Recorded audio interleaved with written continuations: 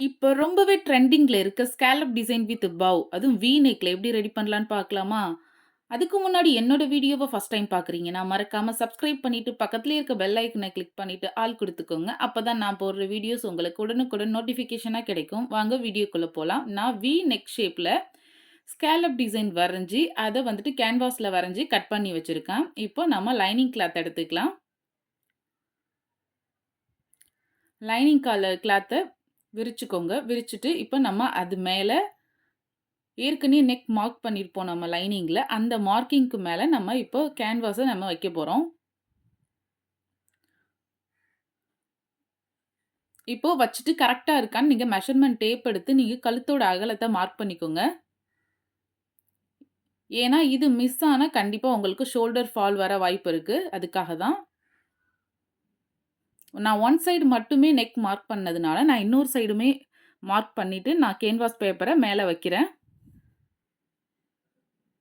வச்சுட்டு நம்ம இத அயர்ன் பண்ணி எடுத்துக்கலாம்.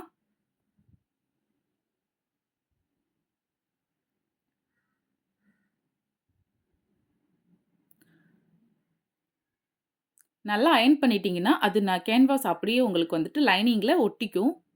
நம்மளுக்கு தைக்கிறதுக்குமே ஈஸியா இருக்கும்.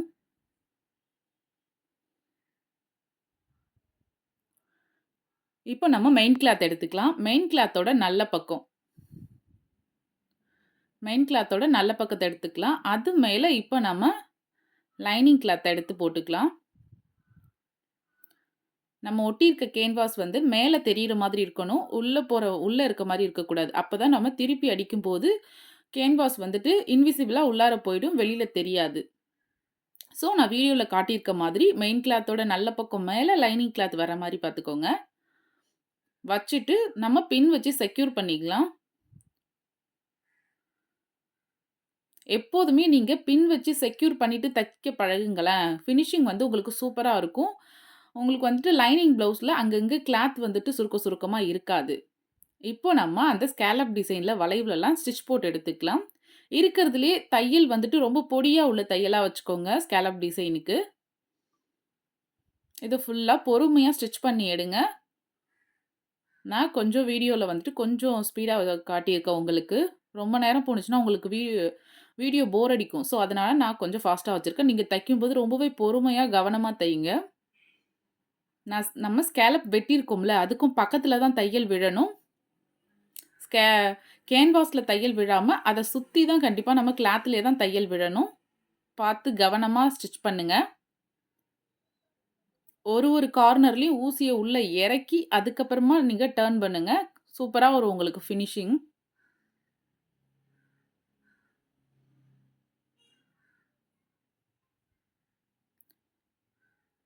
இப்போ நம்ம ஒரு 1/4 இன்ச் டிஸ்டன்ஸ்ல நம்ம கட் பண்ணி எடுத்துக்கலாம்.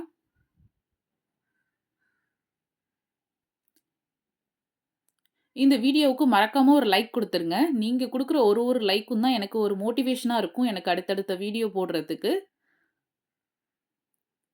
எனி டவுட்ஸ் இல்ல நீங்க டெய்லரா இருந்தீங்கன்னா, நீங்க எப்படி ஸ்டிச் பண்ணுவீங்க அப்படிங்கிறதுமே என் கூட ஷேர் பண்ணிக்கோங்க. சின்ன சின்ன கட் குடுத்துக்கலாம்.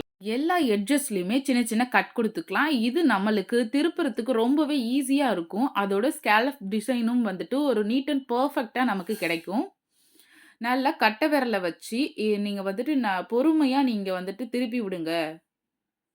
நல்லாவே நீட் அண்ட் பெர்ஃபெக்ட்டா கிடைக்கும் நம்மளுக்கு டிசைன். பொறுமையா பண்ணுங்க. ஏன்னா நம்ம வந்துட்டு 1/4 இன்ச்ல தான் டிஸ்டன்ஸ் விட்டுருக்கோம் கிளாத்து. ஸோ பிரிஞ்சு வர்றதுக்கு வாய்ப்பு இருக்கு. Be careful. பொறுமையா பண்ணுங்க.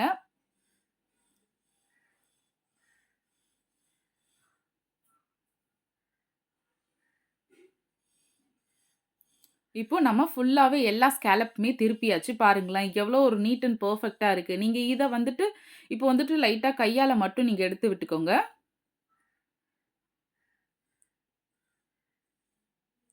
எந்த ஒரு டிசைன் தைக்கிறதுக்குமே நம்மளுக்கு பொறுமைங்கிறது ரொம்பவே அவசியங்க. அவசரப்பட்டா எதுவுமே கிடைக்காது. ஸோ, பொறுமையா தான் நம்ம எல்லாமே கையாளணும். டிசைன் ப்ளவுஸ பொறுத்தவரைக்கும் ரொம்பவே பொறுமை அவசியங்க நம்மளுக்கு. கைய வச்சு பொறுமையா நீங்க எடுத்து விடுங்க. எடுத்து விட்டுட்டு நம்ம சுத்திலும் இப்ப தையல் போட்டு எடுத்துக்கலாம். லைனிங் கிளாத்தையும், மெயின் கிளாத்தையும் ஃபுல்லா ஜாயின் போட்டு எடுத்துக்கலாம்.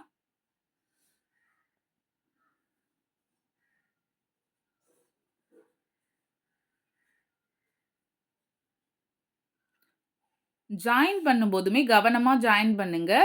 லைனிங் கிளாத்தும், மெயின் கிளாத்தும் கரெக்ட்டா இருக்கிற மாதிரி பார்த்துக்கோங்க. கொஞ்சம் கைகள வச்சுட்டு, நான் இப்ப வீடியோல காட்டியிருக்க மாதிரி நல்லா நகர்த்தி, நகர்த்தி விட்டு கரெக்ட்டா புடிச்சு அந்த மாதிரி ஸ்டிச் பண்ணுங்க ஓரத்துல. ஏன் அப்படி சொல்றேன்னா, நீங்க லைனிங் கிளாத்தும் வந்துட்டு மெயின் கிளாத்தும் ஜாயின் பண்ணும்போது, நீங்க இத மாதிரி கொஞ்சம் கவனக்குறைவா நம்ம ஜாயின் பண்ணோம் அப்படின்னா, அங்கங்க கிளாத் வந்துட்டு சுருக்கி, சுருக்கி இருக்கிற மாதிரி இருக்கலாம். சில நேரங்கள்ல வந்துட்டு பையா தொங்குற மாதிரி இருக்கலாம். அதாவது எக்ஸ்ட்ரா கிளாத் மட்டும். லைனிங்க விட எக்ஸ்ட்ரா கிளாத் வெளியில தொங்குற மாதிரி இருக்கும். ஸோ, நீங்க பார்த்து கவனமா இதே மாதிரி நீங்க தச்சீங்க அப்படின்னா, உங்களுக்கு நீட் அண்ட் பெர்ஃபெக்ட்டா கிடைக்கும். இந்த டிப்ப கண்டிப்பா ஃபாலோ பண்ணுங்க.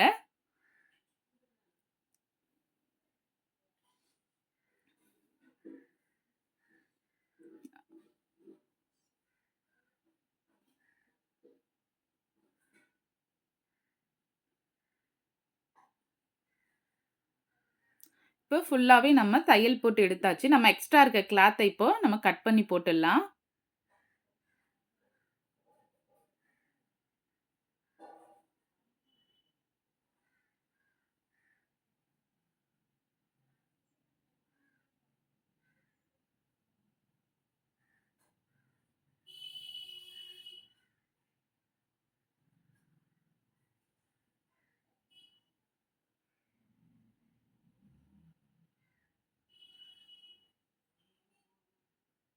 இப்போ ஃபுல்லாவே நம்ம எக்ஸ்ட்ரா இருக்க கிளாத் எல்லாம் கட் பண்ணியாச்சு.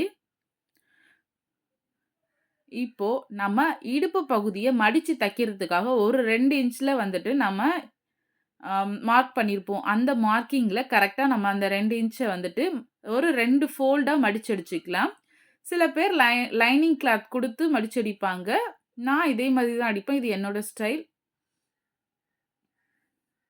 உங்களுக்கு எப்படி விருப்பமோ, அதே மாதிரி நீங்க இடுப்பு பகுதிய மடிச்சு அடிச்சுக்கலாம்.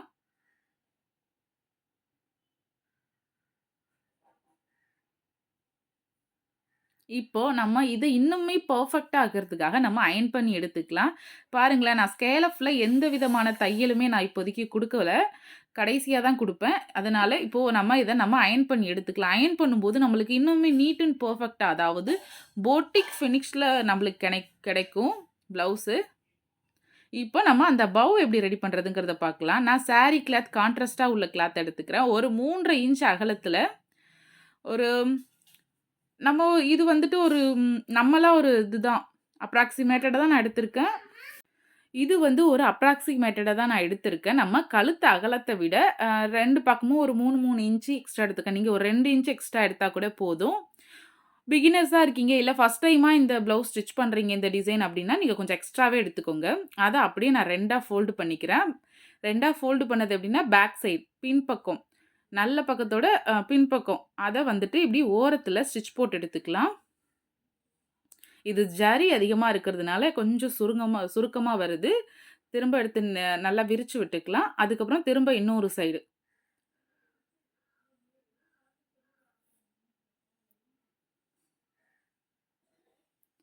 இப்ப 2 சைடுமே நம்ம ஸ்டிச் பண்ணி எடுத்தாச்சு. இப்போ இத அப்படியே நம்ம உல்டாவா திருப்ப போறோம். நல்ல சைடு திருப்ப போறோம். அதுக்காக ஒரு ஷார்ப்பா உள்ள ஏதாவது ஒரு வெப்பன்ஸ் எடுத்துக்கோங்க. எனக்கு பக்கத்துல பென் இருந்துச்சு. ஸோ நான் அத யூஸ் பண்ணிக்கிட்டேன். பெண்ண வந்துட்டு நீங்க இந்த கார்னர் சைடு வந்துட்டு உள்ள விட்டீங்க அப்படின்னா, அது அந்த கிளாத் அழகா ஈஸியா இன்னொரு வழியில வெளியில வந்துரும்.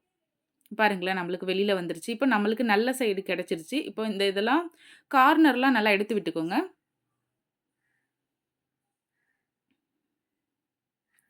நல்லாவே எடுத்து விட்டுக்கோங்க. ஏன்னா நம்மளுக்கு வந்து ஜரி இருந்ததுனால கொஞ்சம் சுருக்கமா கிடைச்சுச்சு. ஸோ நல்லா எடுத்து விட்டுட்டு, இதையுமே நீங்க அயர்ன் பண்ணி எடுத்துக்கோங்க. இப்போ இதோட சென்டர மார்க் பண்ணிக்கலாம். அப்படியே 2ஆ ஃபோல்டு பண்ணீங்கன்னா, உங்களுக்கு சென்டர் பாயிண்ட் கிடைச்சிரும். அத மார்க்கர் வச்சு பாயிண்ட் அவுட் பண்ணிக்கோங்க. பண்ணிட்டு, இத வந்துட்டு நம்ம பவ் ஷேப்ல ரெடி பண்ண போறோம். நீங்க மிஷின்லயும் வச்சு அடிக்கலாம். நான் மிஷின்ல இப்போ வச்சு அடிக்கல. வந்துட்டு ஊசில நூல் கோத்து எடுத்துக்கோங்க. இப்போ நான் வீடியோல காட்டியிருக்க மாதிரி, சின்ன சின்னதா, ரொம்ப பெருசு பெருசா எடுக்காம, கொஞ்சம் சின்ன சின்னதா எடுங்க. அதே மாதிரி. நம்ம ஊசி வச்சு தைப்போம்ல, அதே மாதிரி தான். நான் எப்படி காட்டியிருக்கேன்னு பாருங்க. அதே மாதிரி நீங்க ஊசில குட்டி குட்டியா எடுங்க. அப்பதான் பவ் பார்க்கறதுக்கு ரொம்பவே அழகா இருக்கும்.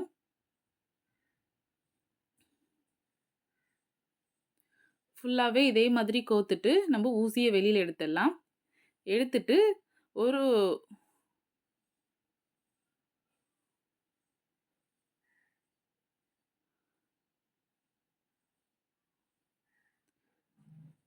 அப்படியே அத நம்ம அந்த நூல வச்சே சுத்தி எடுத்துக்கலாம். கொஞ்சம் டைட்டா சுத்திக்கோங்க. நல்லா சுத்திட்டு, அந்த ஊசி நூல வச்சே நம்ம அத கொஞ்சம் டைட்டன் பண்ணிக்கணும். பண்ணிட்டு நீங்க அத வந்துட்டு ஒரு ஸ்டிச்சஸ் போட்டு எடுத்துக்கோங்க ஃபுல்லா. கடைசியா நாட் போட்டு எடுத்துக்கோங்க. ஏன்னா, நம்ம தச்சது பிரியாம இருக்கிறதுக்காக நாட் போட்டு எடுத்துக்கலாம். இப்ப அத கட் பண்ணி எடுத்துடலாம்.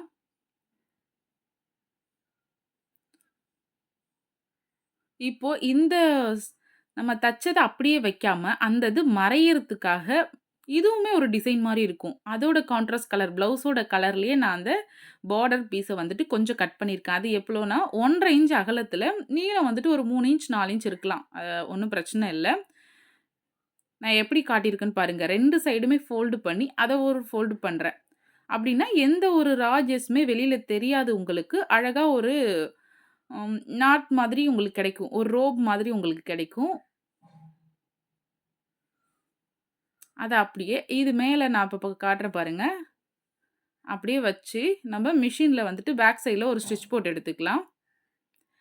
இப்படி பண்ணும்போது என்னன்னாக்கா, உங்களுக்கு டிசைனுமே இன்னும் சூப்பரா இருக்கும். ஹைலைட்டடா இருக்கும். கான்ட்ராஸ்ட் கலர்ல இருக்கிறதுனால, நம்ம நூல் வச்சு ஸ்டிச் பண்ணோம்ல, அதுவுமே உங்களுக்கு வெளியில தெரியாது. ஸோ 2 இன் 1 பர்ப்பஸ். இத பேலன்ஸ் இருக்கத கட் பண்ணி போட்டுடலாம். பாருங்களேன், எவ்வளோ ஒரு சூப்பரா இருக்கு பாருங்க. நம்ம தச்சதுமே தெரியல. அது ஒரு கான்ட்ராஸ்ட் கலர்ல இருக்கு. இப்ப நம்ம ஆல்ரெடி ரெடி பண்ணி வச்சிருக்க நெக்ல இத ஜாயின் பண்ணிக்கலாம். மெஷர்மென்ட் டேப் எடுத்துக்கோங்க. இத எவ்வளோ இது எந்த இடத்துல மார்க் பண்றோம்ங்கிறத பாருங்க. ஷோல்டர் பாயிண்ட்லேருந்து 3 இன்ச் அதாவது நம்ம நாட் வைக்கிறதுக்கான பாயிண்ட் அந்த 3 இன்ச்சுங்கிறது, அந்த இடத்துல பவ்வோட சென்டர் பாயிண்ட் வர்ற மாதிரி வைங்க. ஆ.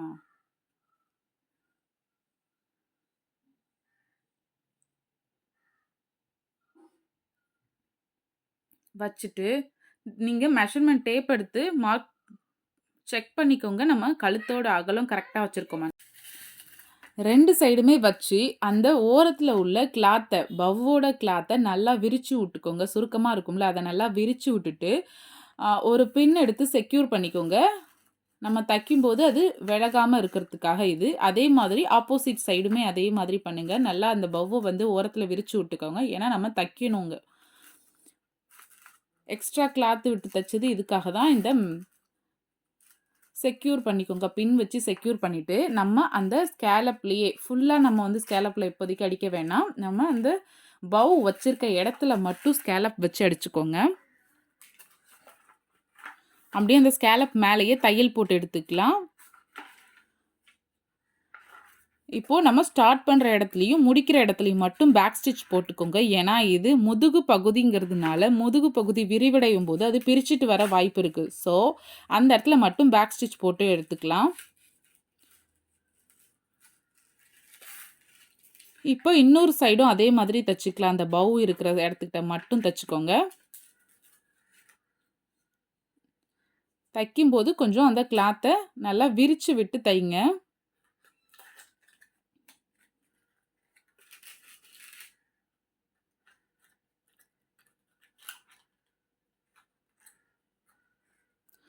சொன்னேன்ல ஸ்டார்ட் பண்ற இடத்துலயும், முடிக்கிற இடத்துலயும் கண்டிப்பா பேக் ஸ்டிச் போடுங்க. அது ரொம்பவே இம்பார்ட்டன்ட். நான் ஸ்ட்ரைட்டான தையல் எதுவுமே போடல. அந்த ஸ்கேலப்லயே வந்துட்டு நீங்க தையல் போட்டு எடுத்துக்கோங்க. இப்போ அந்த இடத்துல மட்டும் தையல் போட்டு எடுத்தாச்சு. இப்ப அந்த பின்னை எடுத்துட்டு நம்ம எக்ஸ்ட்ரா இருக்க பீஸ கட் பண்ணிடலாம்.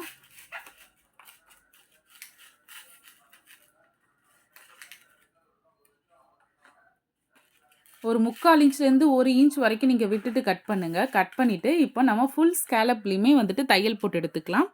இப்ப தான் நம்ம ஃபுல் ஸ்கேலப்லயுமே தையல் போடுறோம். நீங்க தையல் போடலாம், போடாமலும் இருக்கலாம். அது உங்களோட விருப்பம்.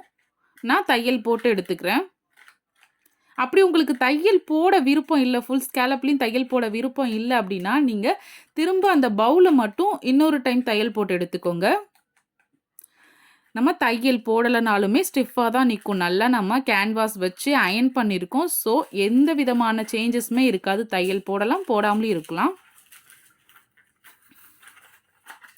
பாருங்களேன், நம்மளுக்கு சூப்பரான ஒரு டிசைன் ரெடி ஆயிடுச்சு. கண்டிப்பா நீங்களும் இத ட்ரை பண்ணி பார்த்துட்டு என்கிட்ட சொல்லுங்க எப்படி உங்களுக்கு வந்துச்சு அப்படின்னு. பிடிச்சிருந்தா லைக் பண்ணுங்க. தேங்க்ஸ் ஃபார் வாட்சிங்.